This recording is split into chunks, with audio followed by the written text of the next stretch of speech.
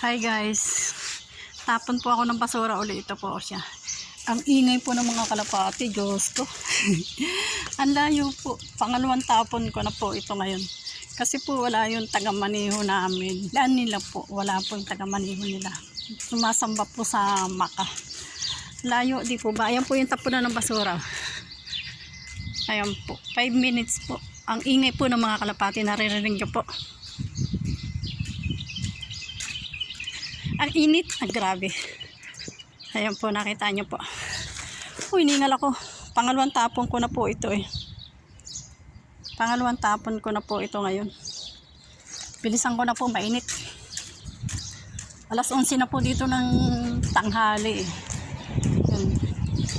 Ayun po yung tapunan ng basura.